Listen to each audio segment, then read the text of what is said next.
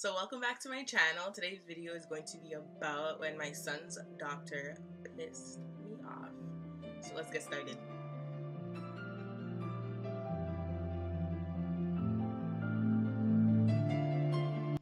So basically, my son at this point was at Sick Kids for maybe like a month, maybe two.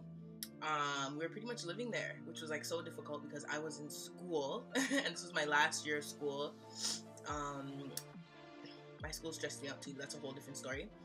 And yeah, so in the daytime he would have his day doctors, which were more his regular doctors, like the ones actually paying attention and following his care.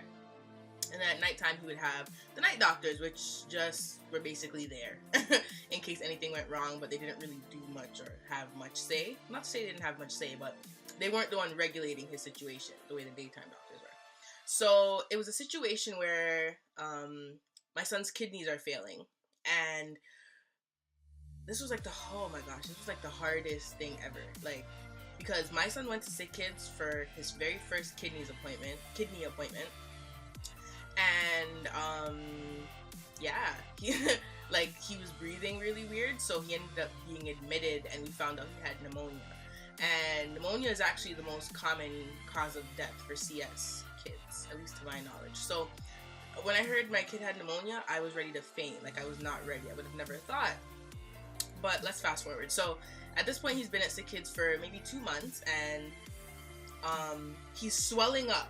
He's swelling up because his kidneys aren't functioning the way they should be, and they're not getting rid of the fluid, and he keeps on getting milk in, but it's not coming out. So he's not peeing as often as he should be.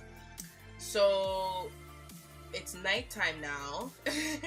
His daytime doctors are gone, and they're like saying, oh, like, Khadija, what do you want us to do about his feeds? Like, you want me to give him a next feed? I'm like, honestly, I'm gonna see how he does. Like, if he pees, he can get another feed, but if he doesn't pee, we're not doing a feed.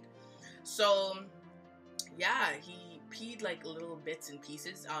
To measure how much he was peeing, they were weighing his diapers.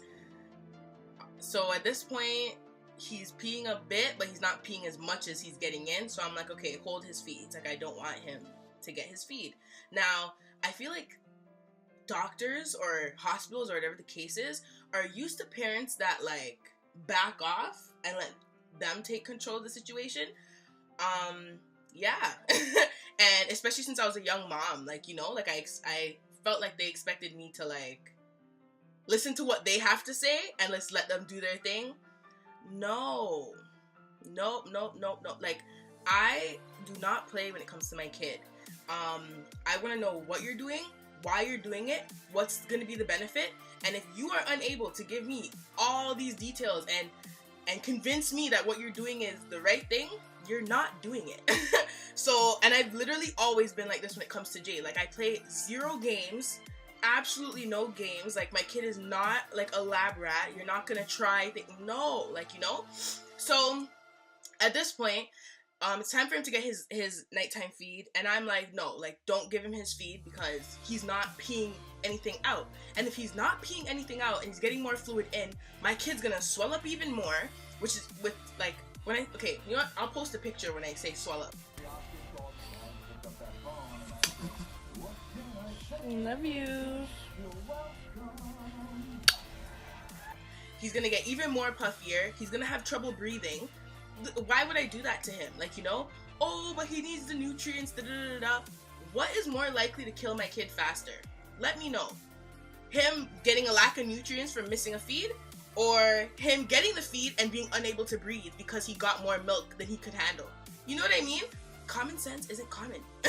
Like, it really is one of those situations where what I'm saying makes the most sense for my kid right now. Right in this moment, regarding his care, what I'm saying makes the most sense. No one can convince me otherwise. So then the nurse goes, okay, I'm gonna go get the doctor and let him know what you're saying. So then I'm like, okay, like, if you want to go get the doctor and tell the doctor what I'm saying, I feel like she had to, so go do your thing. But just understand that nothing is going to change my mind from what I'm saying. So you can go and do that, you know, go and do that. If that's what you feel like you have to go do that. But it's not changing my mind. My kid is not getting a feed. You know what I mean? So, okay, so then I go and do a Starbucks run. Jay's asleep, so I'm, you know, sneaking out, because when we were at Sick Kids, it was literally just me and Jay for months. And So if I want to get breakfast or something, I have to be able to bring Jay with me. If Jay's hooked up to oxygen, or at one point, like, his floor was, like, locked down, so none of the kids were allowed to leave the floor. Like, in those situations, like, if my kid can't come with me, I'm not going to leave him in the room by myself, then I'm not eating for the whole day. Like, that's literally how it was at Sick Kids for a lot of the time. Lord. But anyways, so I quickly go get Starbucks, because Jay's sleeping now. Because my kid was more than capable of rolling off of that bed, to be honest. But he didn't, thank God. So I go get Starbucks, and as I'm coming back up, the doctor and nurses are talking, and they stop me like, hey, Khadijah, like, yo, this is the doctor, and he thinks that you should go ahead with his feed.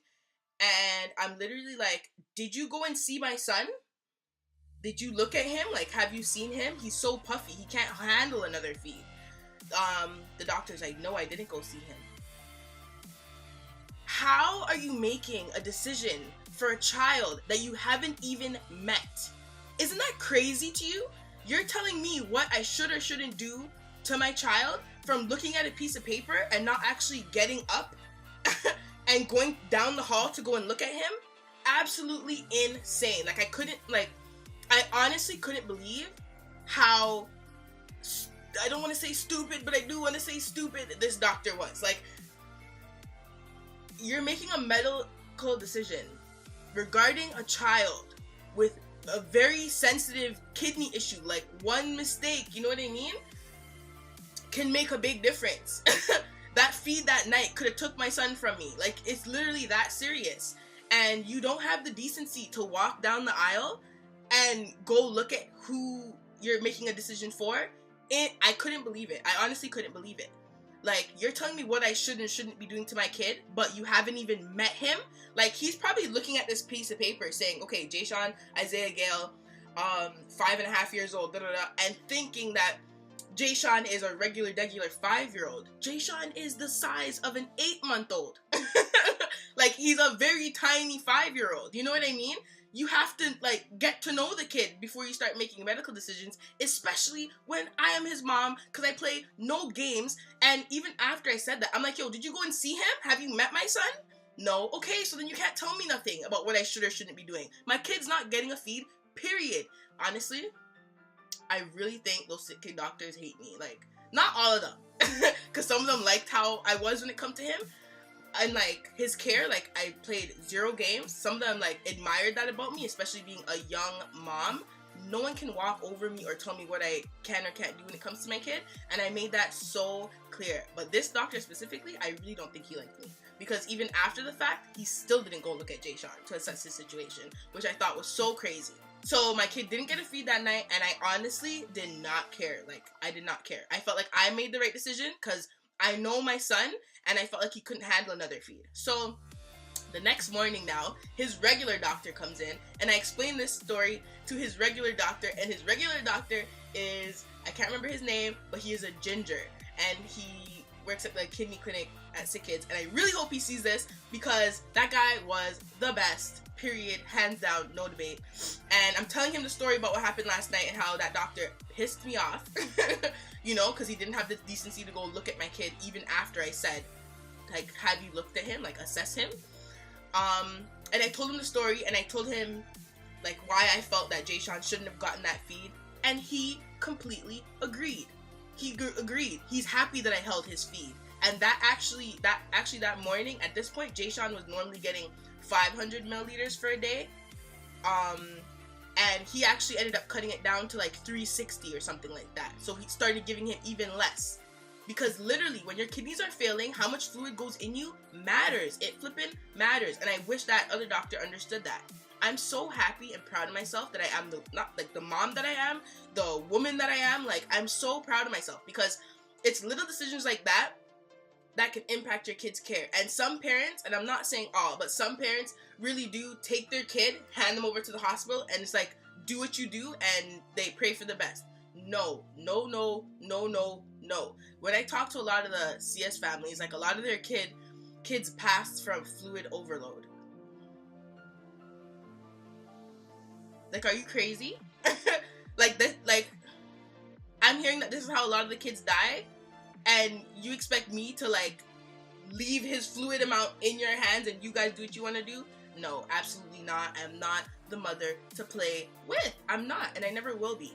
I'm so proud of myself. Like, I honestly am. Like, they were saying that my kid was gonna pass in like June, July, for sure by August. Okay, for sure by August. The vacation I'm going on tomorrow was supposed to be in August, thinking that my kid would have already been gone and buried. You know, and we had to reschedule it till after he died because Jay surprised everyone, literally everyone. And shame on me for ever doubting that he wouldn't have beat their expectations, because I should have known better. That's my kid, like, you know. But yeah, they were saying that Jay was gonna pass in July or August. Jay didn't pass till November 14th. Shout out to my son. Like, he literally did that. Like, he beat everyone's expectations, and he's so strong. And I feel like I played a big role in that because I stayed on top of his stuff and I just didn't hand him over to people that didn't know him. You guys know him from a piece of paper, but you don't actually know him. But don't get me wrong though, because there are some amazing doctors and nurses at Sick Kids that care way more than like you could ever even imagine. And then there are doctors and nurses that write your kid off. There are a lot of doctors at Sick Kids that I don't like, and there are a lot of nurses at Sick Kids that I don't like. One specifically that is in Emerge, and she's like a blonde, and I was just like, why do you work here? Because your energy is just off. Like, you shouldn't even work in a children's hospital. That's a different story. Thank you guys for watching. Like, I really hope you guys enjoyed this video. It's basically just to show you that always, no matter what, trust your instincts and believe in yourself before anybody else. Thank you, and don't forget to subscribe.